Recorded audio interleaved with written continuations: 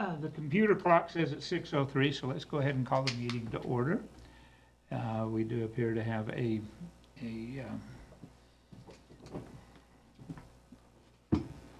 quorum. And so we'll go ahead with the roll call and just absolutely. Mayor Martinez is absent. Councilmember Carroll? Here. Here. Treasurer Baron Janetti? Here. Chair Steve Cooley? Here. Vice Chair Thomas Lemasters? Here. Member Richard Beneke? Here. Member Anna Alvera? Here. Member Biliath Bengesa? Here. And alternate member Andrew Forster. Absent. Okay, we do have our quorum, so we can move on from there. And we did have a request to excuse Mayor Martinez. So the next item is our Vice Chair Thomas Lee Masters will lead us in the pledge.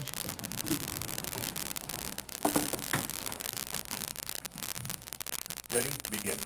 I pledge allegiance to the flag of the United States of America and to the republic for which it stands, one nation, under God, indivisible, with liberty and justice for all. Thank you. Okay. Next thing on our agenda is approval and/or adjustments to the agenda. I'd be happy to move your mic towards you a little bit. We're having trouble getting it. The next thing on our agenda is the approval or adjustments to the agenda. We have any changes to the agenda?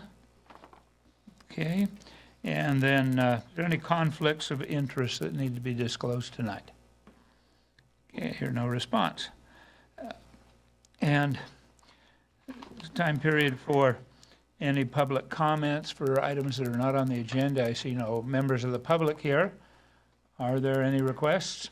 Okay, that makes sense. So the next item is the adoption of the minutes from the meeting dated May 6, 2019. Anybody aware of anything that needs to be amended or discussed on that? If not, I'm looking for a motion to approve those minutes. Move to approve. Second. Anybody who's not in favor? Okay, then we'll show them as approved. The next item on the agenda is 2019 April financial reports, and we'll open that up. Good evening, committee members. I have the April financial statements for you to review.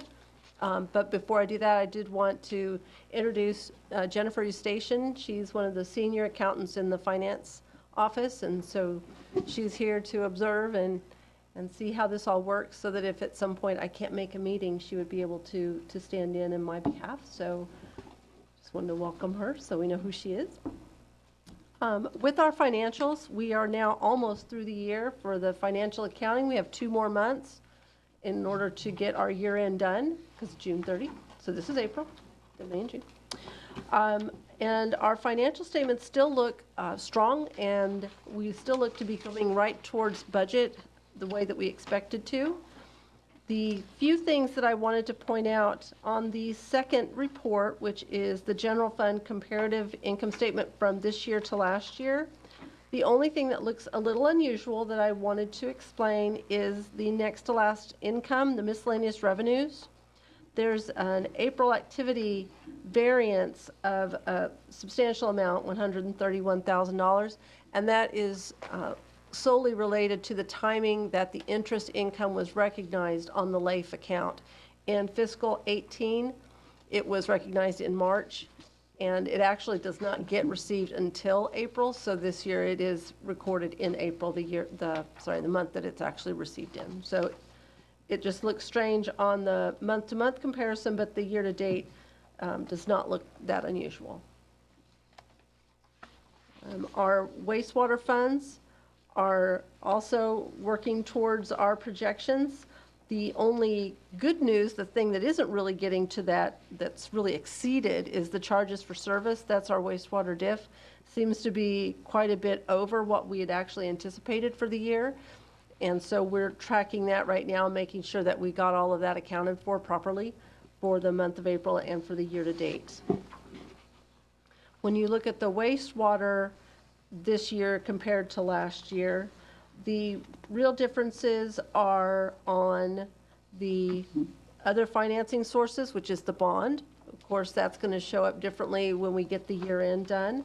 And then the cost for capital improvements is substantially higher this year, and of course, that's for the expansion of the treatment plant and the construction of the 2 brine line reaches that we're in the midst of at this time.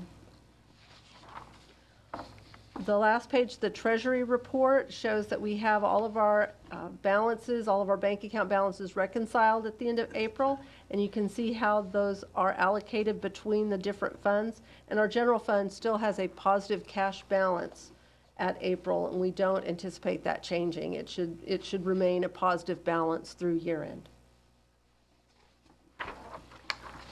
So if you have any other questions about the financial statements, I'll be glad to answer them.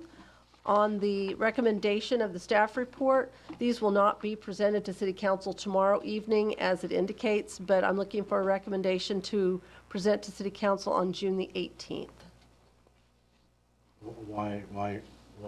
Because I'd like the committee to have the opportunity to review them and not have them just automatically be the next evening. I appreciate that. You're Thank you. welcome. Thank You're you. welcome. Yeah, I mean, when there's no real urgency or emergency, I guess, oftentimes you can't do that, but when we do have the flexibility, it should be that way. I think yeah, I'll move to approve for present review. Committee, I got got a question? with 2 months to go, do we look good on our revenues and all to balance out? We had talked last month, we were a little behind on revenues because of delay in receiving tax money. If Are we gonna be all right to come in balanced on this budget? we are going to talk about our tax revenues with item number 4. Okay. Thank you. Okay, so we've had a motion, and I believe that motion was to present these financials to the city council on the meeting on June 18? Is Yes. that correct? Yeah. Okay, thus allowing this committee an opportunity to look at those items after this meeting, but before it goes to the council. And so I'd assume that that motion also would include an opportunity for any member to contact Elena if they have a question or something that may need to be discussed before that city council meeting. Would that be, how would we want to phrase that? Well, the important part of the motion is just to approve for presentation on Right. that date. So we've had that motion to approve those for presentation on that date. Do we have a second? I will second. Okay, anybody who's opposed? Okay, based on that, then we'll go ahead and approve those for presentation to the city council. The next item on our agenda is the citywide budget and fiscal years 2019-20 through 23-24, capital improvement projects and budget, which is item number 3. Yes. So this evening, what you have in front of you is what we're looking at as a final draft of the budget with the CIP attached.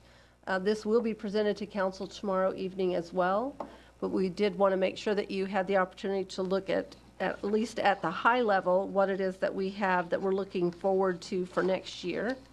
Attachment A, just to start with the attachments, presented all of the numbers in a very summarized format, but in a way that you can see that the general fund has been budgeted to a zero balance, which means that if the revenues come in, then we have the money to spend, we have the expenditures that we can have. In putting it in balance, we ended up with a contingency of $47,000, which my attachment A does not have the right number there. I hope yours does, but mine doesn't. Yes, that is the correct balance. And that contingency then is excess funds available should there be any emergency or need that comes up, and City Council then would be able to designate those funds for that purpose. The second attachment is the line item of the budget. every revenue, every expense for all of the funds throughout the budget. And it's a lengthy document. There's a lot there, but you can see budget to actual for 3 previous years, and then see on the far right-hand side what it is that we have as the budget currently set for fiscal 19-20. The only budget that is not presented in this package is transit. Transit has to follow their short-range transit plan, which is a different document that has to be approved by RCTC. That also is being presented to council. It's the second of the 2 required public hearings. Once that's been accepted and RCTC then also accepts it and it can be adopted, their budget then will mirror that document exactly. So it's not in this document until their short-range transit plan has been approved. We do have some special grants that are taken into consideration in this budget. And of course, if a grant is not obtained, then the expenditure will not be incurred as well. So we have some items in there for that. Those relate also to the CIP. The third attachment is the CIP. We've listed that by the funding source so that you have the opportunity to see not only what the project is, but how it is that we have the funds to pay for it. PEG is just that. It's a public access monies that are available through the county and the state so that we can have audiovisual and have our council meetings and committee meetings available to the public. So with those funds, we're looking at upgrading the audiovisual and all the rest of the equipment that's in this room for the public. We have our developer impact fees that can be used towards certain projects. We've taken those into consideration. Then we have some CFD assessments that have specific use and purposes, which we also have started to determine what those should be spent on as far as projects.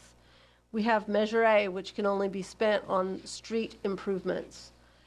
Same with our SB1, the other gas tax that we have that also has to be spent on streets. Those 2 particular revenue sources, Measure A and SB1, have special reporting requirements that go back to the state of California and to RCTC every year, where we have to tell them exactly what we spent it on and if it meets the criteria that the funds were supposed to be used for, so that we can continue receiving those funds and allocations. Then we have some of the grants that I alluded to before. These are different miscellaneous grants. Then we have our transit grants, and if you skip a group, then we have the CDBG grants, which is what we get through the county. There are asset forfeiture funds that are available to our public safety from a long range of time that's been building, and they now have use for those funds, and so we've programmed them so they can be spent this year. We have some projects that need to be done that'll have to be funded through the general fund, and they're already taken into account in the general fund budget. And then we have our wastewater projects, the different items that our wastewater staff has identified that needs to be improved or needs special maintenance or consideration outside of the actual wastewater plant expansion and brine lines themselves. It's been a very lengthy process with our budget. We've taken all of the different department heads' input. They actually did the very first draft. They put in their information. We went through it with them in detail, determined what we really can do with the monies that we expect and anticipate, which has all been done on a revenue forecast that was put together and developed by Todd, our city manager, Todd Parton, and in conjunction with one of our consultants, our financial advisor, just to make sure everything looked reasonable. We've been through it many times, and we believe it has a basis in what we believe will be the future of the revenue sources, the cycles themselves, taking some recessionary changes in mind, and of course taking into consideration any changes in construction that we anticipate in the next year.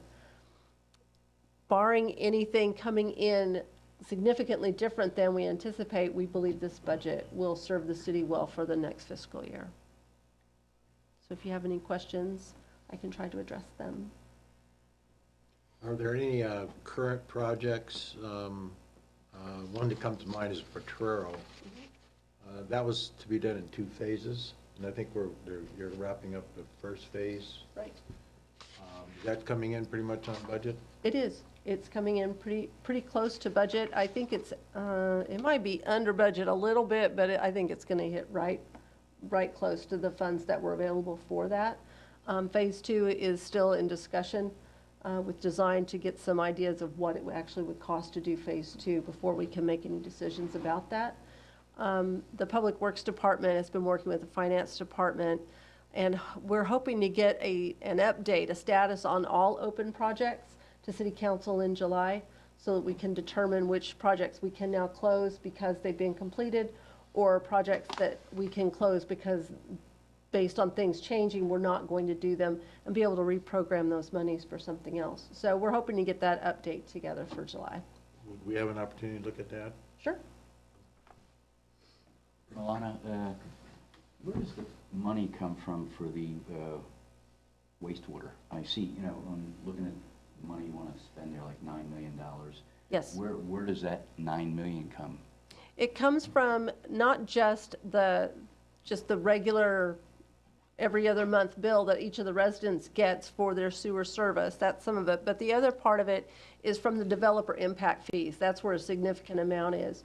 There's quite a bit that's been building up in those different funds, so we're able to have some of that available to help us with these larger projects in order to keep everything running properly. We continue to get the impact fees as long as the development continues, but we all know that if that development were to slow down, once you've spent what you have rolling forward, then that source of funds will dry up, so you won't have that any further. So we're looking at making sure we maintain that, and that's actually part of the forecast that we have put together. Thank you. I don't remember the month, but perhaps you can, or we can research it. We had a presentation made to this committee about that wastewater. Should be on the website. But does anybody recall what month that was in? It's at least 6 months ago. Yeah. Yeah, it was before you're coming on the committee, Barry. I think if you go back and look, you can find it. It was very comprehensive and in good detail. Any other questions, comments? Okay. When you're looking at the budget worksheet for, on page 9 of 79, for finance and budgeting personnel services, we have all zeros when we talk about 2016-17 budget, activity, total budget, total activity, and then when we get into 2018-19, the total budget, you begin to put the figures in. Correct. And yet you also have the year-to-date activity. So on certain things such as, and I'll just pick the first one, admin time. So you don't have anything in the budget for admin time for that particular category. Correct. But then you do have a year-to-date activity. Yes. What we do with the budget for salaries is we look and see, the HR department actually puts together a schedule of what is the salary scale of, based on the staff in each department, what is the total salary. When we do the budget, we don't discern a difference between, do we think they'll take this many hours of sick, this many of vacation, this much of admin time. We budget for salary, so it's all in one line item. Okay. But as we do the payroll every 2 weeks, it does break down so we can see if we have a high utilization of sick or vacation or admin time in any particular department. It's a tool for the department head to utilize, but for budgeting, we don't budget at that lower level of information. Okay, so that's true for all of those Yes, categories. that's true for all. And then when we get down to, so I can see like on health insurance, you've budgeted, and then you have your year-to-date activity And on dental insurance, The dental insurance and the medical insurance are together in the budgeting process. all right. So they are put together for that. okay. And we've tried to decide, do we put them together for actual? Is it useful to look at it separately? As we go into the negotiation of the contracts, which occurs on a calendar year, of course, it's sometimes helpful to see what the difference in the two are in the cost, so we've left them separate. Okay, and because it's on the agenda, I can ask you about this, and it came to mind about the motor vehicle fees. Yes. If you remember, there was the, this really isn't directly in the budget, but it's kind of tangential. There was fees that were due to the city for annexed property where where those fees were to be reimbursed to the city, and they were held up by the state for a while. And I gave you notification that we could go claim that amount. It wasn't a great amount. It was like, I don't know, $13,000-$14,000 or whatever. Do you remember that? Not off the top of my head, but I do know that when we get those, from time to time, we get claims that the state will send us notifications of too, and we'll always say, oh, yes, send it to us, but we don't always get it. Well, okay, But I'll have to go back and look. all right, so I guess this is a request for you to check on it, because apparently what happened is there were a number of cities that had big amounts that were due to them from the state. And when the state was in the budget crisis, they held up the money, and they didn't give it to the cities. And it was basically, if I lived in an area of a city that was annexed into the city, the state held on to my motor vehicle registration money instead of giving it to the city, which is what they should have done. But they held on to it when they were in the budget crisis. So there were two cities that did a big lawsuit against the state, or they threatened to do a lawsuit. And one was Corona, one was another one. And I mean, it was Colton, I think, or Fontana. Anyways, it was like well over $100,000 what the state owed them. And then there was a list of cities, and I got the list from the California League of Cities that had money owed to them, and Beaumont was on the list, and it was not a huge amount, but it's money on the table, Sure, basically. sure. And all we had to do was go ask for it. So I think I gave it to you actually twice. Twice? Wow. I think I So would would remember you it just then. find out I will. what happened to that? Because, you know, that's a lot of lunch money. It is. So, may not be over 100,000, but No, but it still every buys bit counts. quite a few reams of paper. Okay, So, and if sure. we don't sign up to get that money back, they basically just ignore you. Yeah, So, they keep it. Yeah. So, okay, no, I'll go Right. back and I'll see. thank you. And since motor vehicle fees are on this, I figured we could talk about it. Sure. Thank you. Okay, one last request, and this is just for clarification. It should be obvious, but I can see the question arising from someone who may be watching this video down the road. Please explain general fund zero net balance budget with $47,961 contingency. That means that all the revenues we expect to get will be spent and not a penny more. But of that, we have 47,000 that is not specifically programmed for any particular cost yet. So that leaves us a $47,000 cushion for any purpose that may come up during the year that we did not anticipate. Thank you. Is there any other questions? Well, what happens to the 47? It ends up in the reserve if we don't spend it. That's right. Okay, and then well, I guess we don't need a motion to receive and file. So then we can go on to item number 4, which is a report on the tax revenue received through May 30th. Yes, so as we actually discussed at our last meeting, the revenues were kind of a question mark because we get our big property tax allocations really twice a year. We get a few others, but there's really two big ones. And we were anticipating it at any time. Well, we finally got them right at the end of May. So I thought, since you wouldn't see it in the April financials, that we can at least discuss it now so you know where it is we landed after we got that last large distribution from the county for property taxes.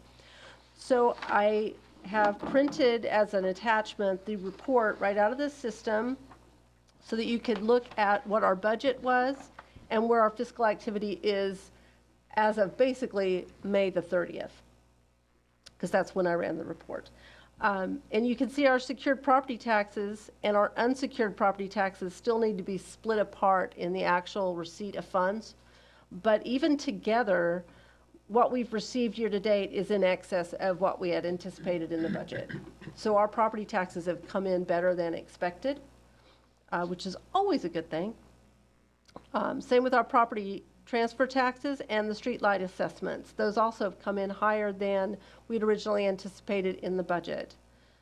When you look at our sales and use tax, excuse me, and the 0.5% sales tax for public safety, those are not meeting budget yet, but they still have several months, not just what we receive in June, but also in July, because they're always a month behind. So we have more funds that will be coming in order to bring those up, and I still think they're going to be close to budget. We should be fine on those. The motor vehicle in lieu taxes comes in 2 big installments, and we usually get that second installment right the first week of June, so we expect to see that one anytime. The dollar amounts are known in advance, so we should get exactly what it is that we budgeted from the state.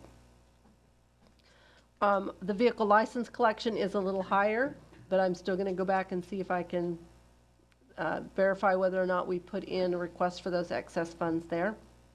Utility users tax has not made budget yet, but we still have several months on that as well. They're also paid in arrears, so we have all the payments we'll receive in June and July and some in August that we will get, that'll get pulled back against this number. We have franchise fees in 4 areas. We get a franchise fee from Edison, which is in excess, the cable, which is in excess, Verizon and Frontier, which is not, but we get that one monthly. There's one that comes in monthly and another piece I think comes in quarterly. And then when you look at the gas company, it appears that it is way, way, way, way over what we anticipated. When I wrote the staff report, I hadn't been able to ascertain what that was. Now we know. There are some mispostings. They actually, some of those belong in the utility users tax category. So we will have made that correction for the May financials. Then we have the transit occupancy tax that's paid to the city on a quarterly basis. So we won't get another installment until July, and that will be pulled back into June. And we should be able to easily meet budget for that as well. So for our general fund tax revenues, we're looking in a very positive position as far as how we budgeted and where we actually are at the end of May. Any no questions or comments? I have a question. Terry? I can wait. Do we not receive franchise fees from Waste Management? No, that is going to be in the next fiscal year because we'll have a completely different contract. The way that Waste Management has worked up to this point in their old contract is we have waste revenues because it's based on the billings that are done. The city has, until June 30, the city has the administrative task of all of the billing for residential trash accounts. And Waste Management does all the billing for the commercial, industrial, and other business accounts. So it gets accounted for differently, not as a franchise tax. So it's in its own category. So next year. Next year, we become- will see it as a franchise tax. Milana, item 10, the transit occupancy tax. The the campground thing that's off of Brookside, Right. the Colorado rivers where you can The long-term. park your, but it's also, they take overnight things. So if you're traveling through and you need to pull in and hook up and take care of things or rest for the night, shouldn't they be paying transit occupancy tax? If they're in their own motorhome, no. If they're in their own camper, no. But if it's based on something else, then perhaps, and I have our community development director, she was looking into it to see if there's any nuance that we need to really address for that. And she hasn't found anything that would apply to that. We are, however, working on an agreement with Airbnb so that they become responsible for remitting the TOT to the city. And then we will be doing some research with the VRBO, the vacation rental, to see if there's something we can also arrange with them for those homes that are rented out, leased out during different times of the year within the city limits. Okay, well, that's good. It just seems to me that that facility or location, all right, so if they don't fall underneath the bailiwick of the transient occupancy tax, and yet they allow people to park there and live there for months at a time, which they do, Right, then it's then, a different issue that I'm not sure how to address. At least it wouldn't be through okay. this vehicle. But then it seems like we should be able to get credit for affordable housing if in fact, I mean, how can they, there seems to be, is there some benefit that we can eke out of the fact that they exist and Right. have a business that's making money and people come and stay and then they leave? And it just seems like There should be some give and take. there should be something there. I can go back and talk about it with our community development director. I just know that that is a bit of like a difficult area that maybe hasn't really been considered Well, it isn't. towards it's- some of the, It doesn't cause any requirements. difficulty or problems, but if it falls underneath the range where we could potentially get affordable housing credit for the fact that, you know, because it's are there. they using our wastewater treatment? Not plant? necessarily.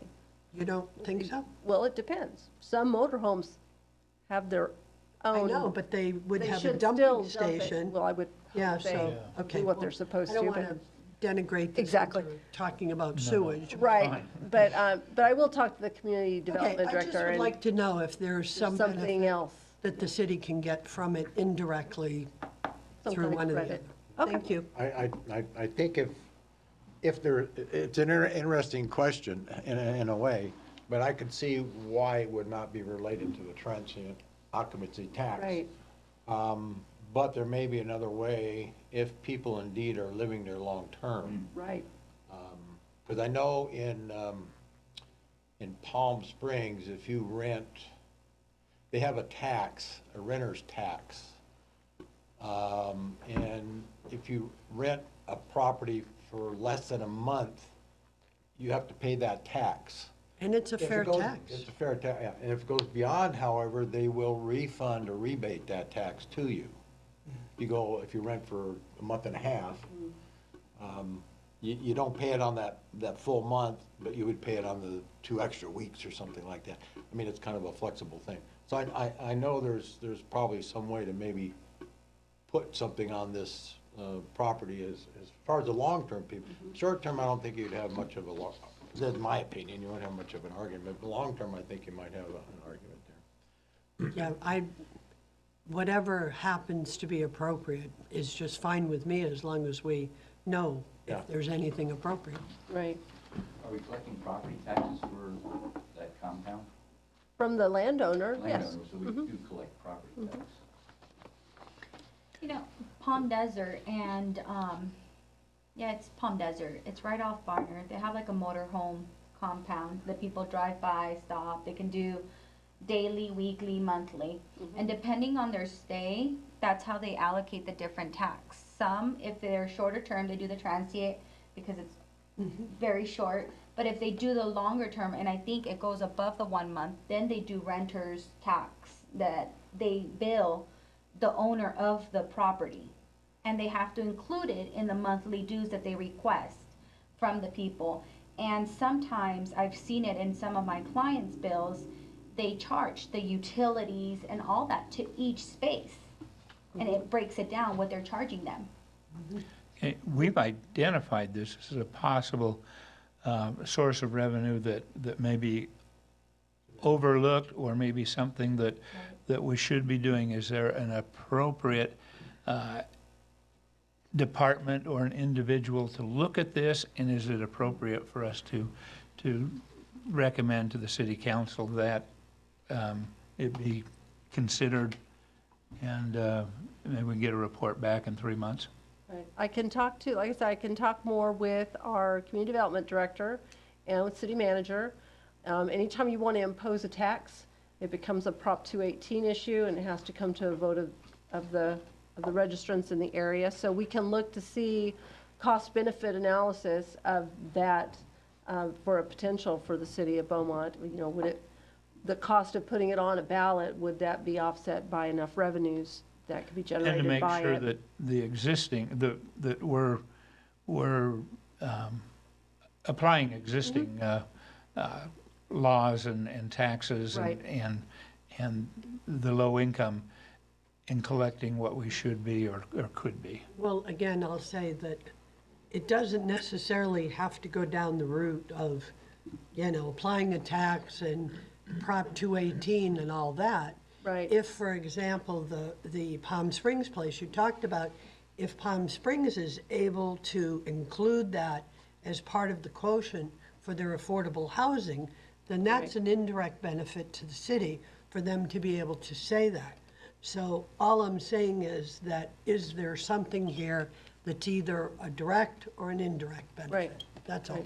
It seemed to me it'd be a simple call to Palm Desert and say, Yeah. hey, how you guys do this? Simple call. Give them- Exactly. Community development would be Yeah. appropriate. I will talk to her Okay. about it. Thank you.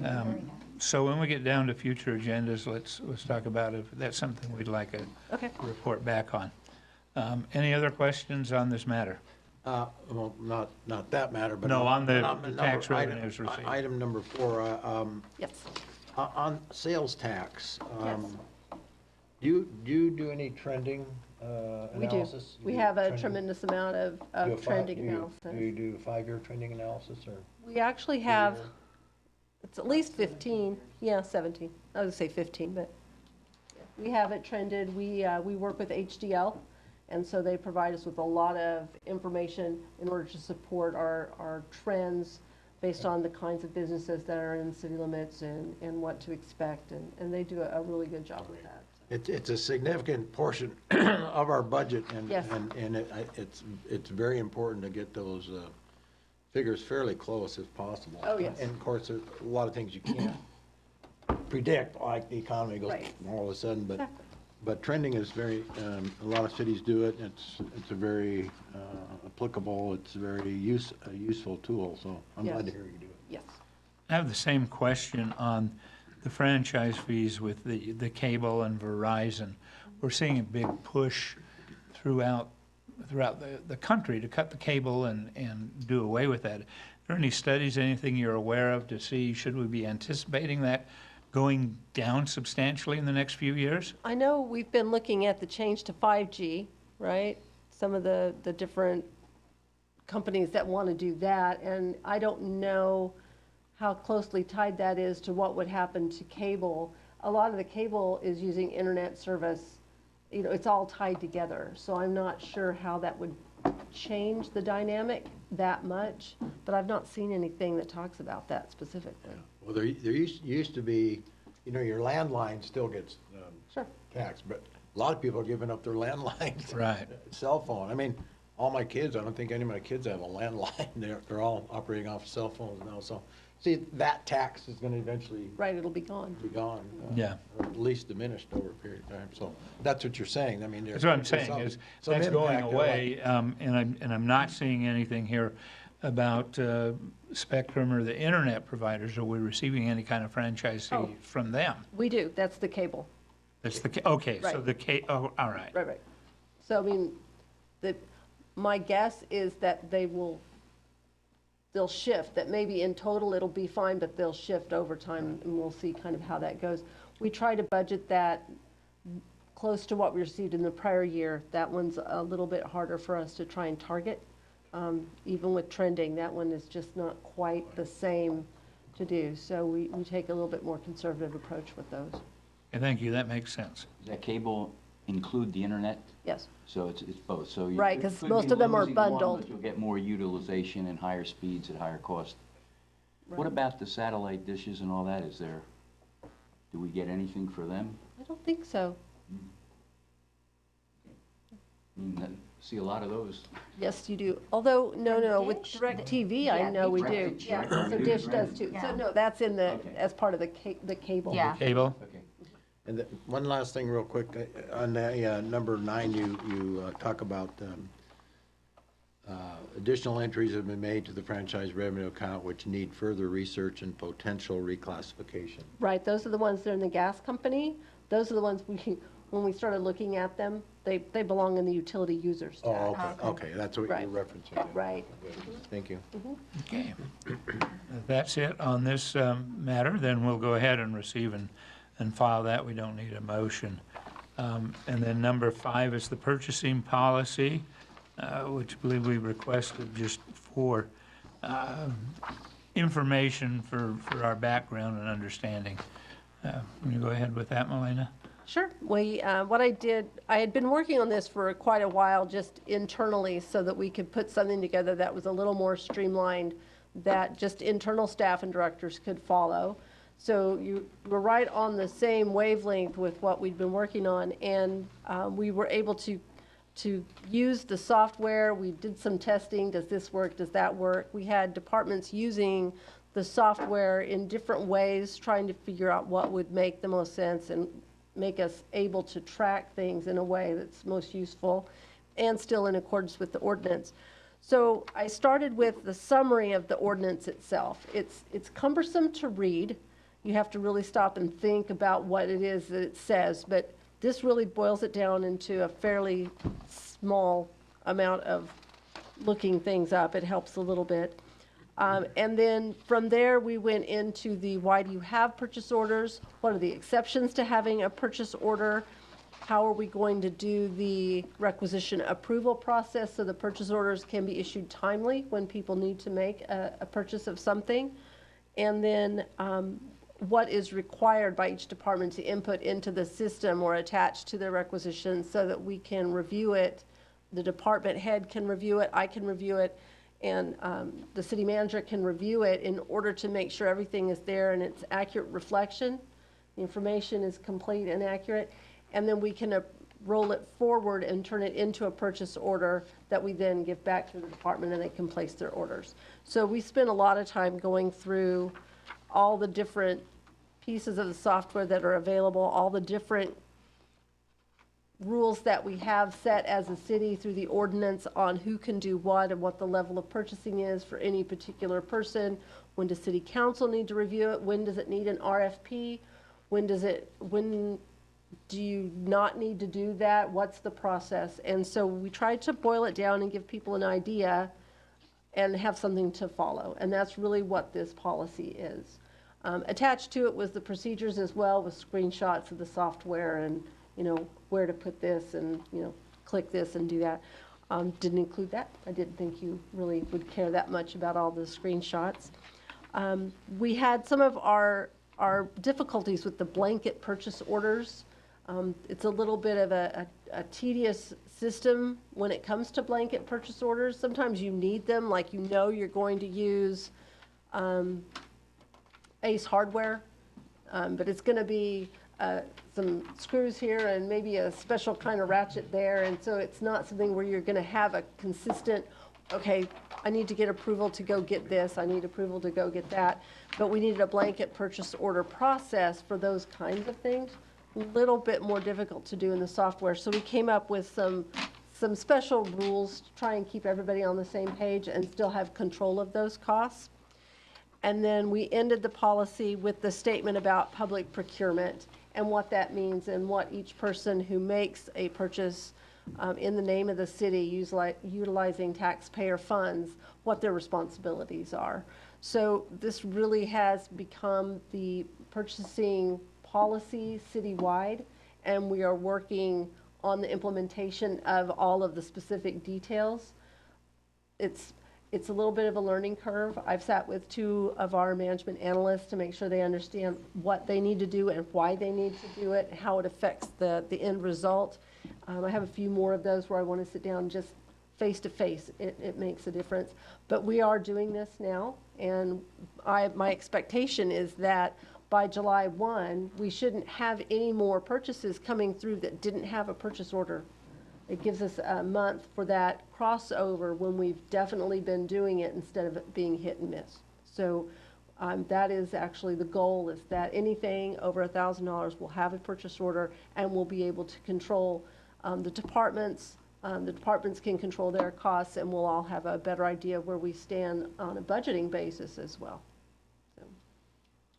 So does the city have a list of approved vendors, like all office supplies will be purchased from either A or B company? No, not They can go necessarily. anywhere? Okay. And that's one of the benefits of not saying you must use this vendor, because then they can look for a better price. Is there a requirement that the employee or the person approving compare prices before Yes. they purchase? They must. So one of the best tools, and I know it's awful, but it's Amazon. When you go on Amazon and you want to order something, say you need to get, the markers for the whiteboard, if you go on Amazon, you can see, because they have different vendors come through them, and you can pick the best price. You can pick the best price, you can look at how quick is the delivery, and is there a shipping fee? I mean, there's just so many things you can look at in order to take the best benefit for that order. So we do have an Amazon, we do have internal controls on that. People can place orders in different departments. Those orders will not process until they've gotten an approval from someone else in the finance department. Once that occurs, then we have the paper trail. They have to keep their shipment information. When they get the shipment, then they get the packing slips, then they get their invoices. They got to mark it all off, code it, send it over to us. We then are able to match it up to what we've already put through as an approval. So we have a really good control on Amazon. But I think that one works really well for all the department heads, only because they can do really just one stop. For a lot of our office supplies, we do have a business account, so they can go online, they can see what our business pricing is with a number of just office supply companies. So they can easily go in and see, oh, well, if we need a case of paper, do we get it here or do we get it there, based on the pricing. So, we've tried to let it be as easy for staff to do that as they can. When it comes to some purchasing, we can piggyback on some of the state of California contracts, which is a lot of times an even better price than we would have gotten if we went out and tried to do it ourselves, just because of the purchasing power of the state. But it depends on what it is. So we try to be really cautious about that kind of thing. But large purchases like that, of course, always go to council. So we do keep that in mind as well. Okay. One question that I have, or the concern I have, is I have seen over the last many, many years a lot of fraud that occurred when somebody was making small purchases, a lot of small purchases. There was no list of approved vendors. They went out and purchased it from whatever company, which didn't really exist. Or they were purchasing it from a company they made up that was themselves. Right. They would go purchase it at Amazon and then turn around and purchase it from this made-up company. Right. Do we have any kind of process to Yes. prevent that? Anytime there is a new vendor that comes up as a result of a department wanting to order something, either that they normally would regularly get from somebody else or something that's new, when we get the new vendor setup form in finance, one of the things that's done is an independent verification, which is a phone call. Actually, pick up the phone. We do an internet search to make sure that they have a website, that they are legitimate. We make sure the information we've been provided matches what's on the website, and we go through steps with that to make sure that everything is right before we actually add them as a vendor.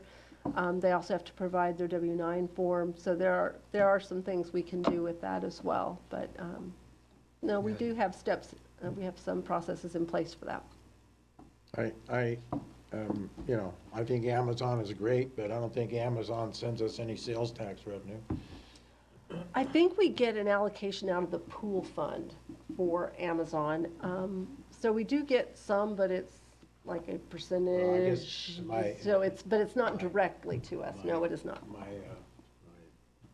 Me being smarmy here is, I would like to support local business. Yes, and that is part of our as much ordinance as well. As much as possible, and I think it's part of your, what. It is. It is.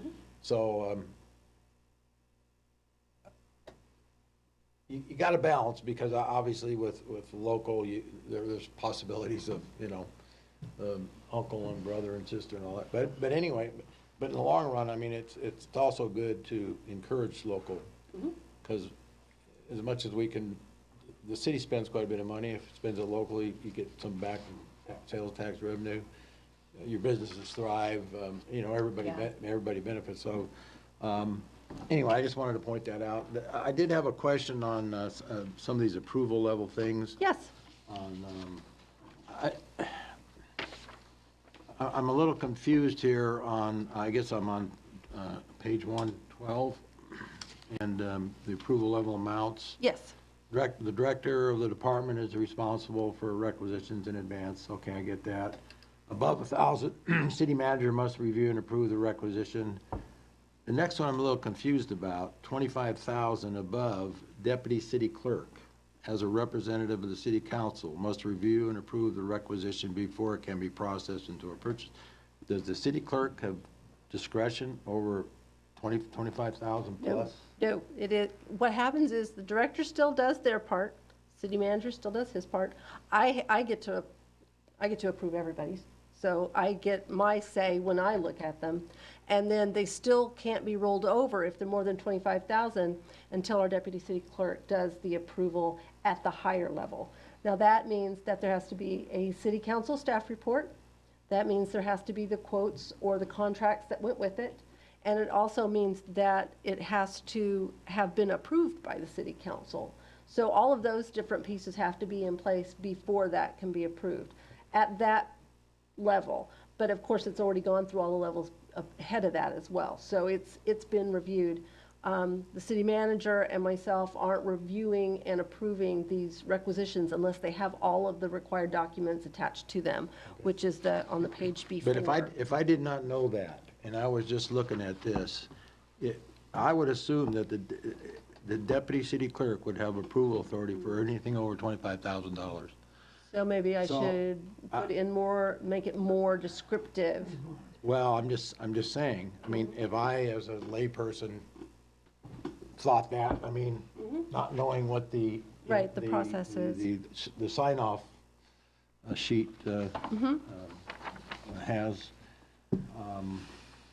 I just think it needs to be clarified. Actually, the deputy city clerk is one of, several in a process of approving. Correct.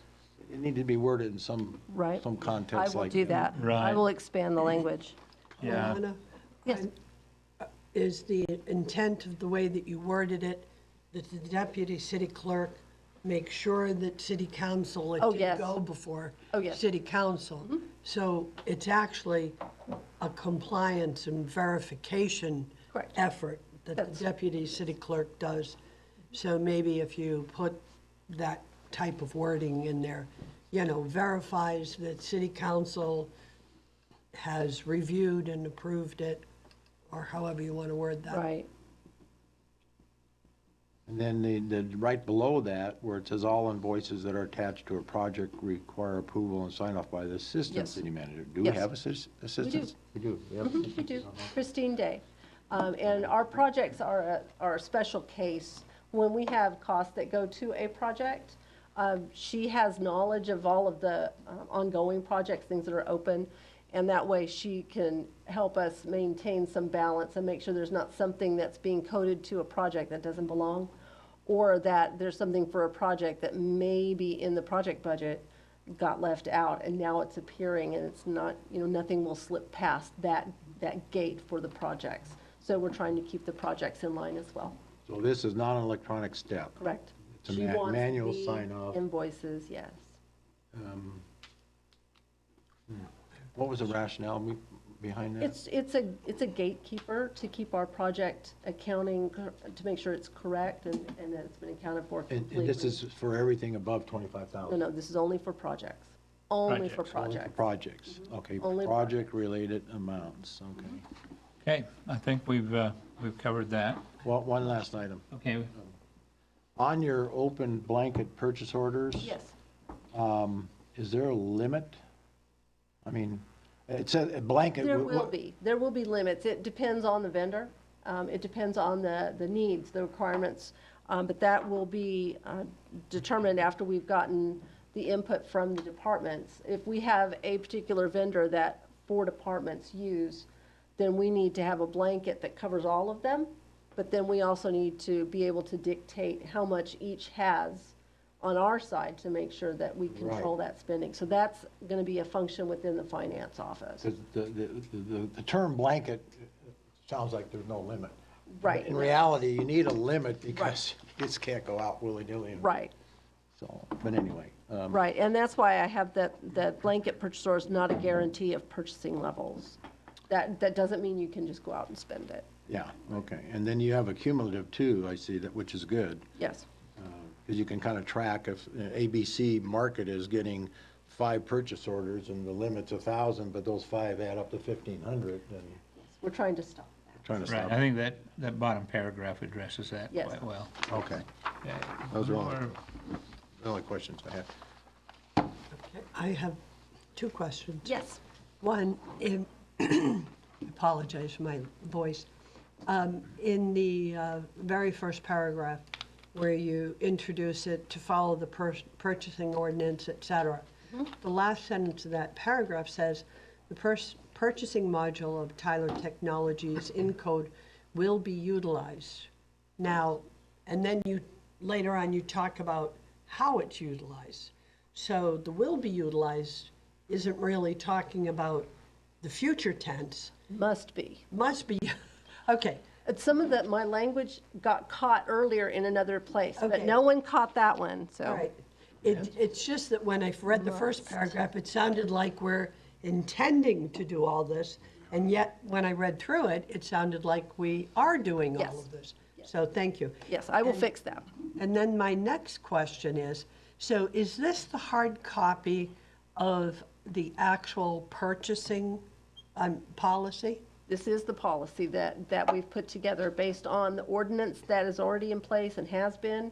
Okay. And operationally, what makes sense for all the departments that won't make it too cumbersome. If you make it too cumbersome, too many steps, you have a lot more errors, you have a lot more pushback. We're trying to make this so that it's just a natural part of the system so we continue forward. Well, I'm going to bring up something that I have brought up before, and that is that at the bottom of every page, when we have a policy, we should have a date, and I realize we have Yes. May 2019, but we should have a sort of coding system that says, like the date and the version number, et cetera. It should be something more trackable than just May of 2019.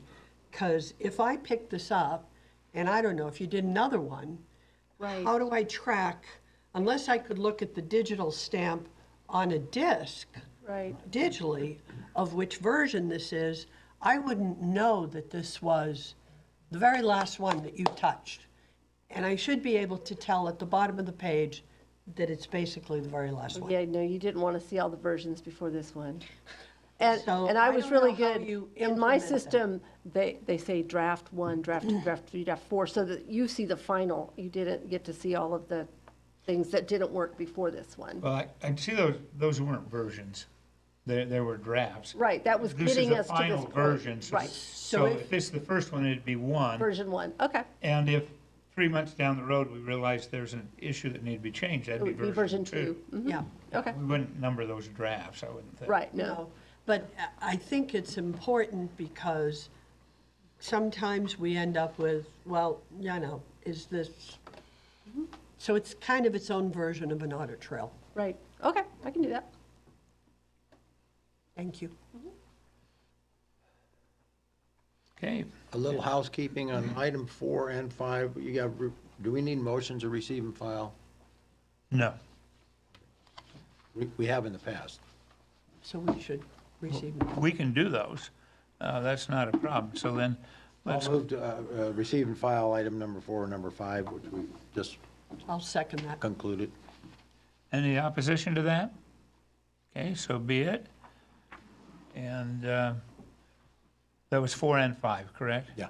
All right. Covered both. So then that puts us down to the next agenda item, which is establishing a subcommittee for internal control review. And we've had a request from the city council to establish a subcommittee. That subcommittee would be primarily charged with checking to ensure that the various city departments across the board are following those controls and those issues that were brought out in the various reports and those procedures that have been created to ensure that they're being done. So it's not sitting out there with no internal tracking, and the only time they come to our attention is with the external auditors or a complaint from an individual. And so based on that, we need to establish that committee with that primary charge and any other charges which may arise as presented by the city council. Can I ask a question for clarification? Yes. Okay, it was my understanding that the subcommittee was to be similar to the subcommittee that we did for for the state controller's report, which the state controller's report said, here are the items that you need to fix. And we did that and we finished that and then we sort of disassembled the subcommittee. So it was my understanding that this subcommittee was to take the last audit report and the findings that were done and to basically do the same methodology of tracking the changes that were recommended in the audit report and then making sure that we followed through on. That was my understanding of what the city council was requesting. Okay. That makes sense to me. I want to say that in terms of clarification because I don't want the committee to be burdened with like my comment about putting a version stamp on the bottom of I don't want it to creep out so that it gets too big for them. So if we make sure that we limit it to that, and then if we want to refresh it for another purpose afterwards, we certainly can, but that one seemed so critical from the audit report. Correct. And we've had some input from Barry about another little piece that he may want to see, and I believe you're wanting to No, I just mention wanted to it. make sure that we're not talking two different things and it's only semantics. I got the idea the council wanted us, we went through that audit report and they came back with all the solutions. So we have a document that says we now have all these processes. And I thought of, from my simple understanding is that we were to go out and say, are we doing that or do we just have a piece of paper on file? Is that what we're looking at? As opposed to going back to the original, I think we're past the auditor's report. We're up to saying, okay, we've met the auditor's requirements. Here's what we have. We have these processes. Check, check, check, check, check. Now we need to see, do we do them? That's my understanding. That's, That was my understanding as well. yeah. Okay, we have these projects. What are projects? I'm just saying, there was Processes. identified processes. Okay. There were some deficiencies based on the audit report that we didn't have certain processes in effect. We spent time putting in and going through those, making sure we had a process. So we now have met the requirements saying we have them. We could send a piece of paper up to the auditors and say we have processes. But we wanted to check to make sure, are we complying with them? Okay, what we did, I'll sort of explain what we did for the state controller's report. What we did, and I'm going to make up an example. Let's say that they said you need to separate accounts receivable and accounts payable. You don't separate that. And then somebody from staff comes in and says, oh, we're doing that now. So on the state controllers, the tracking, the subcommittee, we broke it down into steps. Do we have it documented? Have people been trained in the separation? what was the date that actually it was put in place? And then we made somebody sign off on it, that it was done, instead of just saying it's been done. So we would have the city manager and Milana initial that in fact it had been done, so that we tracked it through to where somebody had to own up to the fact that personally, with a signature, that it had been done to completion. And that's what we did for that. And that's probably, I can't imagine, I don't know how we would have done more than that. Does that fit what you're Yeah, talking about? that's where I'm there? at on the line. I think Okay. Yeah. that's what we've done. Okay. We've got, everybody has signed off that we've got a process for those areas that were deficient. Okay, And now we're saying this subcommittee is gonna go, okay, let's sit down, here's your Okay. process, let's see how it works. all right.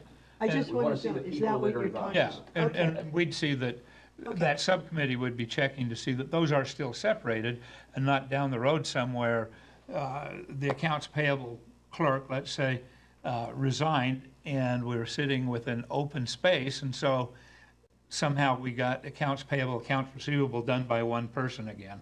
And they would be to ensure that those processes are still being followed, or something has been done to create that same.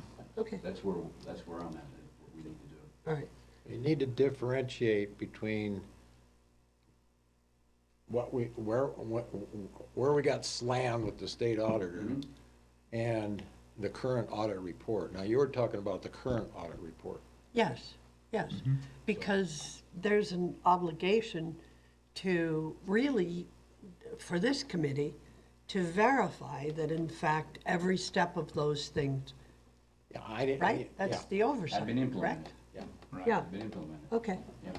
Well, I think, yeah, you have an audit report, there's like gazillion pages, and people thumb through it, and, and then there's always these little caveats that, well, we recommend, or we didn't see this, or, those little things in there. So you want to pull those out, identify them, yep, and then staff knows and has been working on, but they would report periodically back on where they're at and implementing and completing those. well, if it's finished, then at some point, it Or should they be could finished, right? report and say Yeah. it's finished, Yeah. and we would know that because we pulled it out, we've looked at it, we know what's to be. See, in the past, well, we did have a huge project with the state controller's report. But in the past too, we would have things sometimes that would come up in an audit report Right. that, might come up in the audit report again. Yeah. Because nobody made 100% sure that it was Or got tidied up, Fall done, through the and cracks or something. taken yeah. off the And you- plate. you don't want anything to fall through the cracks. And we don't want to do that, so, I agree.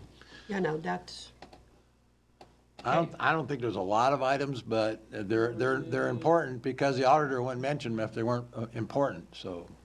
I remember about a dozen items, 10 items that were listed. Right. We And, did them over January, February, March, and we Right. completed in March, yeah, as far as, Getting them all complete. so I think it's a great idea. so We should. I think we should go ahead and establish that subcommittee. And basically, it's for review of those internal controls or those issues identified by past audits, current audits, and future audits. And any issues that may be brought to the attention of the city council could make a request that that be done. My thoughts on this is that we have at least two. I would like 3 members. I'm thinking Barry should be on there. He's the city employee, if you will, the elected official who has that access. I'm volunteering myself because of my audit experience. We're looking for one more person. I'm looking for volunteers. I do think that this shouldn't be onerous, but it should require a little bit of time, and that time's going to be necessary during hours when the city is open, although on occasion we may be checking something from another department that is open 24/7 or different hours. And so I'm looking for a volunteer. with that understanding that that's where it's at, and I don't think it'd ever be, we're gonna do this at 8 o'clock tonight, or 10 o'clock tomorrow morning, whatever, you know, understanding that there is some flexibility. Do I have a Can you- volunteer? Can you clarify, like, how much time you want dedicated, like, what days and times? Just because I work Monday through Friday, 8 to 5, and I need to know if this is gonna be something that I can do after hours, or it has to be done during hours. I don't see this as being something that's going to be at a particular time on a particular date. I think that it makes no sense to announce to, whatever, let's say finance department, it makes no sense to announce to finance department that we're gonna come in and look and watch one of your clerks or your office technicians receiving payments and see how they process those. So to set it up for a date certain, I don't know that we would ever want to do that. But I think it'd be the type of thing that if we're gonna do it, the committee, the subcommittee would be talking and saying, okay, we need to look at this item, and this is gonna require that it needs to be done at this time of day or whatever. I would think the bulk of those are gonna have to happen during hours when the city is open. And it's gonna be during the business day. Now, I don't need to be involved in, so I'm not trying to get, I think I should not be involved in it, actually. No, we need to report to you. That's, So, because I'm on council, I think I need to stay out of this one, and I'm really pleased that you're taking it on. I do want to say that if you have to talk to staff, and this addresses your concern about time, I would think that you could make, you know, an appointment at the end of the day for staff to remain and meet with you for a little while to talk with you about something. Do you see a problem with that, Todd? If you want to talk through some of the things you need to ask questions on or move ahead on. I don't, and Todd, I guess I'm going to real-time reach out to you on this. What I don't want, from my perspective, is for a subcommittee to be interfering with the flow of the work activities during the staff day by standing behind somebody's desk and taking notes and having the staff get somewhat nervous about what's going on here, you know. So, I mean, what do you think just meeting at the end of the day, maybe with the staff is enough, Todd, or what are your thoughts on that? I mean, we're completely flexible. So, Okay.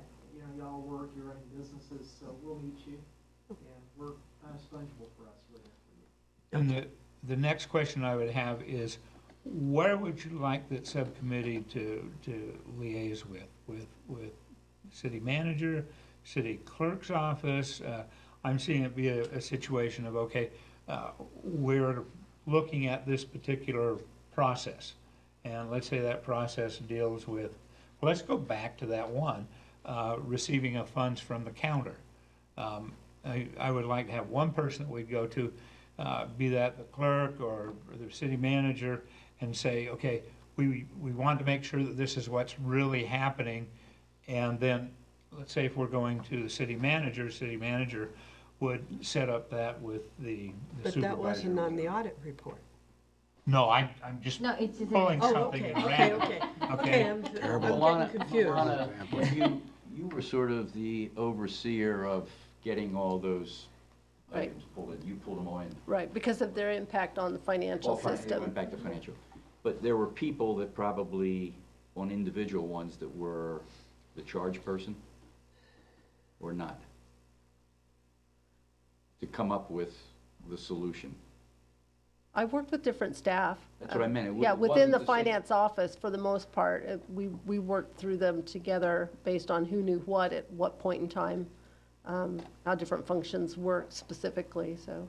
I think the person is Milana's who we would probably go through. Makes sense. Todd, do you have a Well, if you can coordinate with the city manager's office, because then I can coordinate with staff. Okay, Okay. You can Okay. interact with Okay. people where you need to. Okay. and are you concerned about having like a room to meet in when you need to discuss things? Was that one of your concerns? Because if so, then again, you would go through Todd, or Todd will direct you to Yeah, some, and who to Todd could ask tell for us what's room. available, who to Sure, ask for, okay. whatever. By So- when does this have to be completed?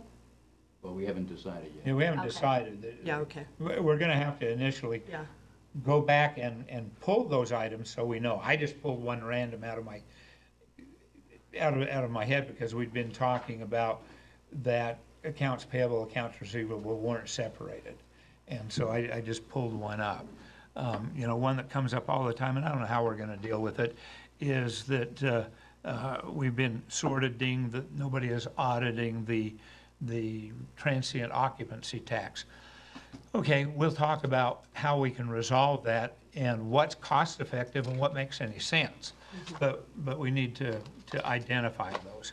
So if I don't have a volunteer now, I think let's go ahead and set it with Barry and I, and plea to you, if you're willing to consider it, get back, Shoot you an email. yeah, Yeah, I think, Steve, you and Yeah. I maybe want to look at it we're just not going to jump into it. I Yeah. think we need to sort of map out how we want to approach Yeah. it. And then we can see if we need another person, and then we will ask for somebody. Yeah, why don't It you, doesn't have to be the same person, Yeah. just so Yeah. we have a third set Right, of eyes. there's an oh, email. yeah. why don't you start out with looking at the audit makes report, sense. identifying, then finding out what's been happening, and just go from there, because Okay, so I'm looking for a motion to establish this subcommittee, and the two members that are currently identified are Barry and I. okay, I make a motion for Steve and Barry to launch the subcommittee and ascertain if they need more involvement, and if so, potentially. I would probably Okay. be doing it. Okay, we have a motion, we have a second? I second, go. Okay, Okay, any opposed? Okay, no opposals, so that'll be established. The next item is the future agenda items. Now, this came up before, I'm gonna kick it out for your comments. I kinda think that we need to look at the occupancy tax, the low-income credits, looking at what other communities and cities are doing, and have a report back in 90 days.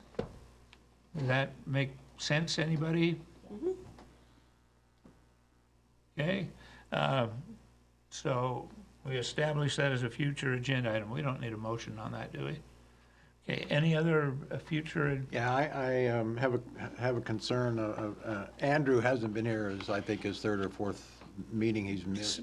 Several. We did talk about the council was gonna, or we were, I don't know, remember, something about how to address the fact that if a member goes unexcused for X amount of meetings, okay, that's a good we point. need to replace, I think we because kind of dropped that we ball. we did, yeah. We talked about it.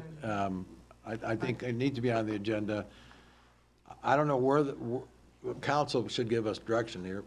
We operate, Okay. I don't know if we should make a recommendation to the council, Can or, I make a suggestion then for that?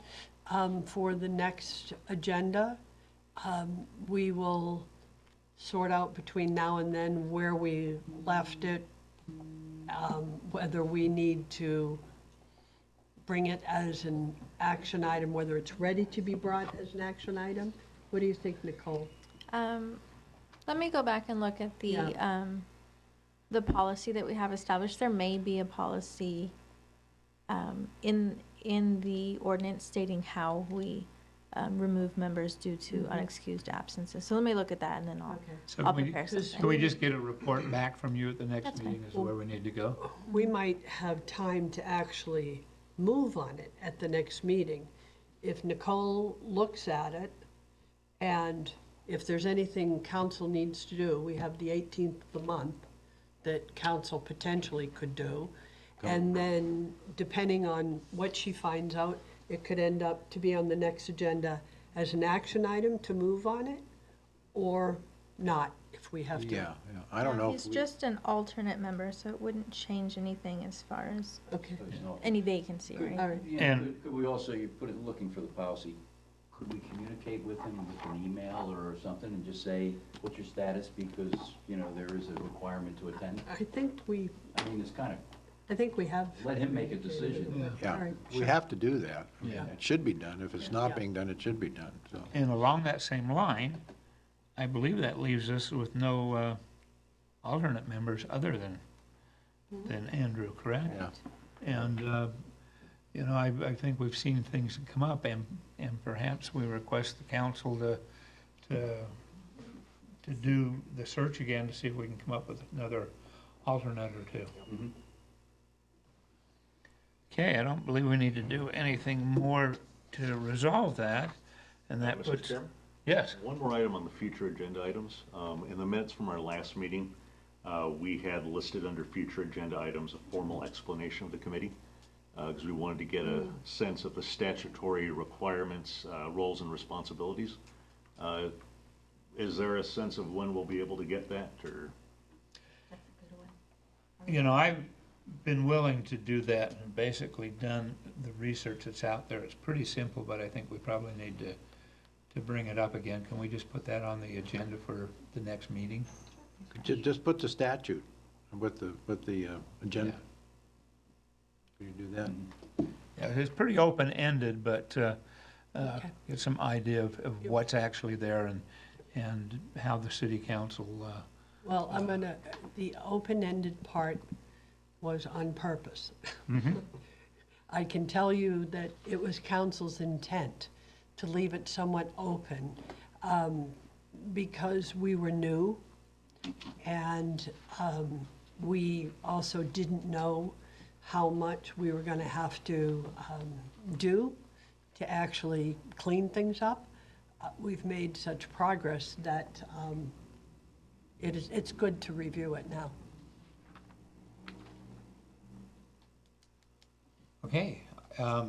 Then I think we're ready for the finance director's comments, if you have any. Just that we are glad to be pretty much done with the budget so that we can start working on year end, because it just doesn't stop. Job security. And then Never ends, it never ends. the meeting review and the treasurer's comments about what's gonna be. I got a few here. I'm just looking, when we look at the April financials, which won't be reviewed by the council until April 18th. Right. We're on target right now with everything. Our miscellaneous revenues and are under, but it's a timing issue again. We're waiting for that, and we should be all right. An interesting fact is the large increase in capital expenditures with the water treatment plant Right. versus the year before, which we all understand. 2019, 2020 budget, the goal was a net zero. It has come in at a net zero with an actual $47,000 contingency. Tax revenues are very positive, very strong, and we have received the second distribution at the end of May that's not reflected in the budget.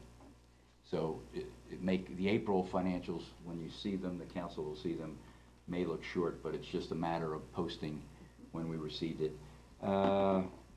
Purchase order policy, we did review the policy in depth and now have a good working policy on purchase ordering. And last, we established a subcommittee to go over our internal control processes that were part of the audit that we were told that these needed to be corrected. And that committee will be myself and Steve. Anything else, any comments, anything that's on the agenda? Okay, it looks like it's time to adjourn then. We'll adjourn this meeting at 7:25 PM with the notice that the next meeting will be on June 3rd at 6 PM. July. July. Think, is a lot of people, do you think that people might be out of town? I mean, is the 3rd a good time, or do we need to think about? July 1st. Actually, July 1st, not the 3rd. Yeah, I'm reading this off there. Yeah, Oh, July 1st is the Okay. day. I think we're fine. Yeah, it should be fine. Yeah, sometimes people. Holiday think, oh, weekend will be the, fall at the end of the week. It'll be September when we have that issue again. Yeah. Right. So, yeah. Okay.